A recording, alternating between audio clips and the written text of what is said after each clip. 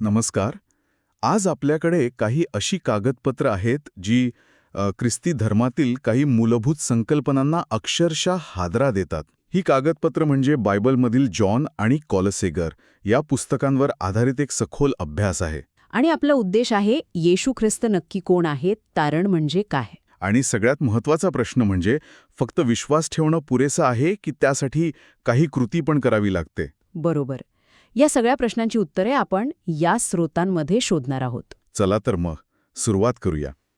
ही सुरुवात एका सोप्या कल्पनेपासून होते, पण जसं आपण खोलात जाऊ तसतसे अधिक गुंतागुंतीचं होत जाईल. तर या स्रोतांची सुरुवातच मला वाटते एका धक्कादायक वाक्याने होते. हो, जॉनच्या पुस्तकाचा हवाला देत ते म्हणतात की येशू खरे तेज म्हणून जगात आले, पण जगाने त्यांना ओळखलंच नाही. अरे वा, म्हणजे ज्याने हे जग बनवलं त्यालाच या जगाने ओळखलं नाही.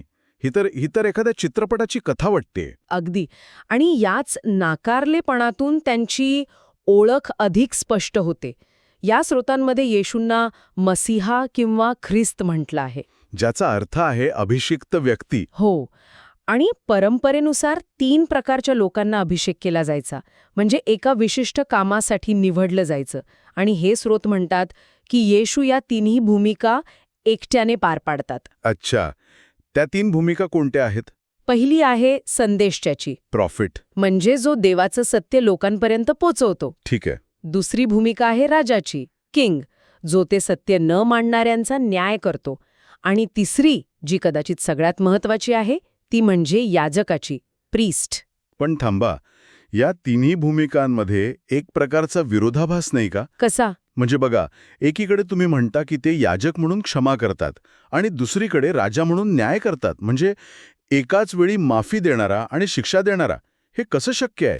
खूप चांगला प्रश्न आहे. आणि या स्रोतानुसार हा विरोधाभास नाही, तर एक प्रक्रिया आहे. प्रक्रिया? हो. संदेष्टा म्हणून ते आधी सत्य सांगतात, मग लोकांना निवड करायची संधी मिळते. जे सत्य स्वीकारून पश्चाताप करतात त्यांच्यासाठी ते याजक बनून क्षमा करतात. आणि जे नाकारतात? जे सत्य नाकारून इतरांवर अन्याय करत राहतात त्यांच्यासाठी ते राजा बनून न्याय करतात. त्यामुळे क्षमा आणि न्याय हे वेगवेगळ्या निवडींचे परिणाम आहेत. म्हणजे निवड आपल्या हातात आहे. ठीक आहे, हे समजलं. पण यात आणखी एक मुद्दा आहे जो कलसेकरांच्या पुस्तकातून येतो. तो तर या सगळ्याच्या पलीकडे जातो. बरोबर. त्यानुसार येशू केवळ देवाचा संदेश देणारे नाहीत, तर ते स्वतःच संपूर्ण विश्वाचे निर्माणकर्ते आहेत. त्यात म्हटलंय, सर्व गोष्टी त्याच्याद्वारे आणि त्याच्यासाठी निर्माण झाल्या. हे तर खूपच मोठं विधान आहे. खरे. आणि इथेच या स्रोतांमधली एक सगळ्यात वादग्रस्त आणि गुंतागुंतीची संकल्पना येते. कोणती? या विश्लेषणामध्ये दुसरे ईश्वर म्हणजे सेकंड गॉड अशी एक परिभाषा वापरली आहे. थांबा, 1 मिनिट. दुसरे ईश्वर. हां. हे काय आहे? हे तर अनेकेश्वरवादासारखं वाटतंय. हां. म्हणजे 2 देव आहेत असं म्हणायचंय का या स्रोतांना? नाही, तसं नाही. ही परिभाषा समजून घ्यायला थोडी कठीण आहे. या स्रोतांनुसार इथे 2 वेगळ्या देवांविषयी बोललं जात नाहीये. मग? तर एकाच देवाच्या 2 अस्तित्वांबद्दल बोललं जातंय. एक आहेत पहिले ईश्वर, जे अदृश्य आहेत, काळाच्या आणि अवकाशाच्या पलीकडचे. आणि दुसरे आहेत दुसरे ईश्वर, म्हणजेच येशू, ज्यांनी काळ आणि अवकाश निर्माण केले. अगदी. सोप्या भाषेत सांगायचं तर जसा सूर्य आणि सूर्यप्रकाश. ओके. सूर्यप्रकाश सूर्यापासूनच येतो, तो सूर्यापेक्षा वेगळा नाही, पण तोच आपल्यापर्यंत पोचतो आणि जगाला जीवन देतो. त्याप्रमाणे दुसरे ईश्वर हे पहिल्या ईश्वराची दृश्यमान अभिव्यक्ती आहेत. सूर्य आणि सूर्यप्रकाशाचं उदाहरण बरं आहे. म्हणजे ते एकच आहेत, पण कार्य वेगळं आहे. पण मग ह्या स्रोतांमध्ये असं का म्हटलंय की दुसऱ्या ईश्वराने सृष्टी जीवाच्या रूपात येऊन वारसा हक्क मिळवला? जर त्यांनीच सगळे बनवलं तर त्यांना हक्क मिळवण्याची काय गरज? कारण या स्रोतांनुसार त्यांनी बनवलेल्या सृष्टीवर सैतानाने ताबा मिळवला. अच्छा. त्यामुळे त्या सृष्टीला परत जिंकण्यासाठी निर्माणकर्त्याला स्वतः निर्मितीचा भाग बनावे लागले, एक माणूस म्हणून जगात यावे लागले. आणि मग त्यागाच्या आणि आज्ञा पाळण्याच्या मार्गाने तो वारसा हक्क परत मिळवावा लागला. खरंच. म्हणजे स्वतःच्याच घरात चोर शिरल्यावर घराच्या मालकाने पोलिसासारखं बाहेरून न येता घरातले एका सामान्य माणसासारखं राहून चोराला हरवलं. ठीक आहे, ही ओळख खूपच गुंतागुंतीची आहे. आता आपण पुढच्या भागाकडे येऊया. तारण किंवा सॅल्वेशन. जॉन 3:16 हे वचन तर जगप्रसिद्ध आहे. हो, देवाने जगावर एवढी प्रीती केली की त्याने आपला एकुलता एक पुत्र दिला. ह्यासाठी की जो कोणी त्याच्यावर विश्वास ठेवतो त्याचा नाश होऊ नये, तर त्याला सार्वकालिक जीवन मिळावे. हे तर अगदी सोपं वाटतं. Just believe and you are saved. बरोबर ना? बरोबर. पण ह्या स्रोतांमधलं विश्लेषण म्हणतं, थांबा, इतकं सोपं नाहीये. म्हणजे ते या विश्वास ह्या शब्दाची चिरफाड करतात.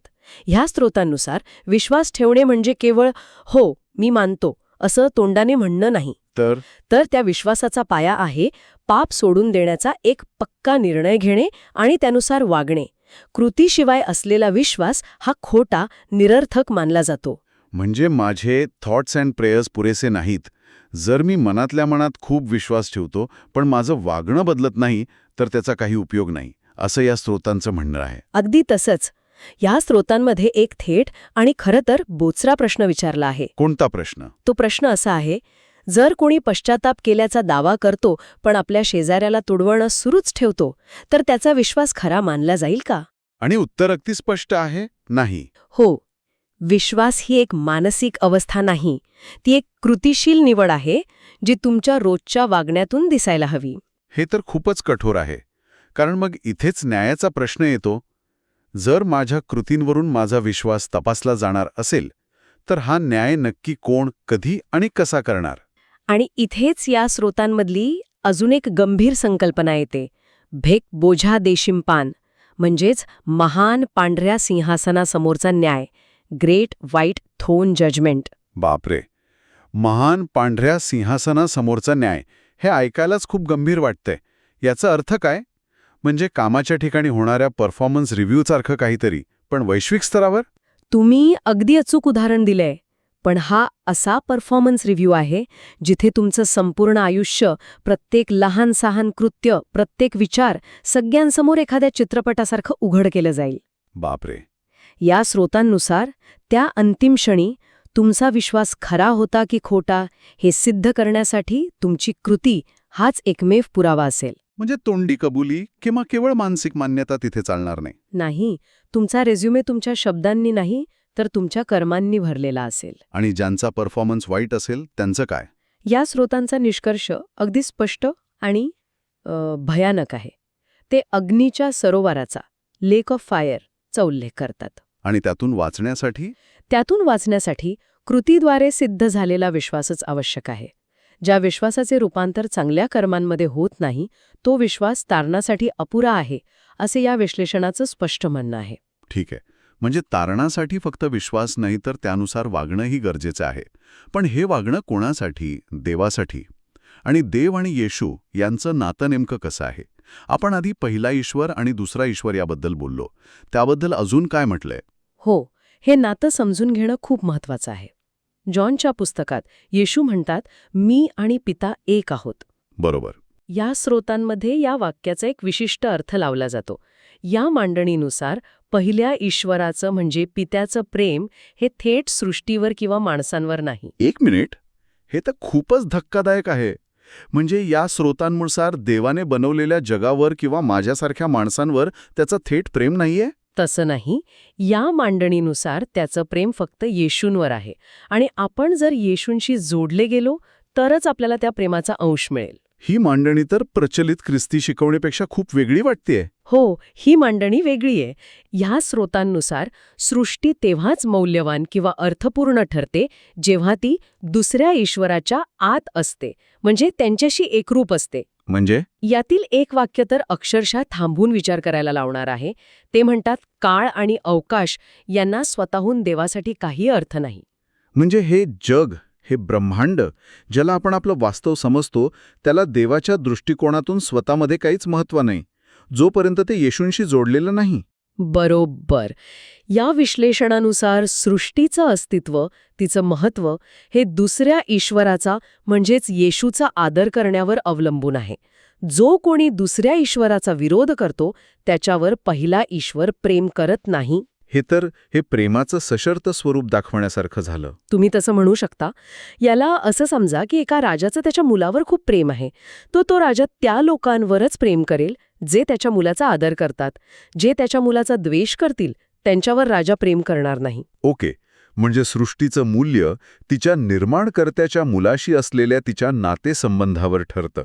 हे समजायला खरंच कठीण आहे. आता आपण अंतिम टप्प्याकडे येऊया. समजा हे सगळं मान्य केलं, तर शेवटी काय? अंतिम निवड कशी होते?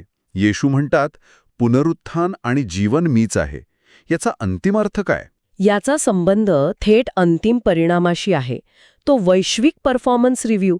या स्रोतांमध्ये अगदी स्पष्टपणे म्हटलं आहे की देव फक्त अशाच जीवांना वाचवेल जे त्याच्यासारखे आहेत. आणि देवासारखं असणं म्हणजे काय? काय आहेत त्याचे की परफॉर्मन्स इंडिकेटर्स? KPI एकच आहे, प्रेम. प्रेम. हो, जे आपल्या शेजाऱ्यावर प्रेम करतात, जे इतरांना मदत करतात, क्षमा करतात, याउलट जे इतरांना तुडवतात, जे स्वार्थी आहेत, जे इतरांवर अन्याय करतात. त्यांना अग्नीच्या सरोवरात जाळले जाईल. हो, निवड अगदी स्पष्ट आहे, प्रेम किंवा नाश. तुमची धर्मशास्त्रीय माहिती किती आहे किंवा तुम्ही किती प्रार्थना करता, यापेक्षा तुम्ही तुमच्या शेजाऱ्याशी कसे वागता हे जास्त महत्वाचं आहे. म्हणजे इतक्या सगळ्या गुंतागुंतीच्या धर्मशास्त्रानंतर सगळा मुद्दा येऊन थांबतो की एक चांगली व्यक्ती बना आणि इतरांशी चांगलं वागा. हे तर आश्चर्यकारकपणे सोपं वाटतंय. हो, पण ते सोपं नाही. कारण या स्रोतांच्या शेवटी एक खूप सुंदर सारांश दिला आहे, जो या सगळ्या विचारांना एकत्र बांधतो. काय आहे तो? त्यात म्हटलंय, देव स्वतः देवाची प्रतिमा बनतो. सृष्टीला स्वतःसारखे बनवण्यासाठी देव स्वतःच आपली प्रतिमा बनतो. आणि हेच तो वधस्तंभाद्वारे म्हणजे क्रॉसद्वारे दाखवतो. याचा अर्थ काय? याचा अर्थ असा की देव सृष्टीला केवळ आज्ञा देत नाही की माझ्यासारखे बना. तू स्वतः एक आदर्श म्हणून, एक ब्लूप्रिंट म्हणून आपल्यासमोर उभा राहतो. अच्छा. वधस्तंभ हे केवळ पापांची क्षमा करण्याचं साधन नाही, तर ते देवाच्या प्रतिमेचे म्हणजेच निस्वार्थ प्रेमाचे, त्यागाचे आणि क्षमाशीलतेचे मूर्तिमंत रूप आहे. सृष्टीने त्या प्रतिमेकडे पाहून स्वतःमध्ये बदल घडवावा अशी अपेक्षा आहे. म्हणजे चांगले वागा असं सांगण्याऐवजी कसं वागावं हे स्वतः करून दाखवतात. अगदी बरोबर. वा, आजची चर्चा खूपच सखोल आणि विचार करायला लावणारी होती.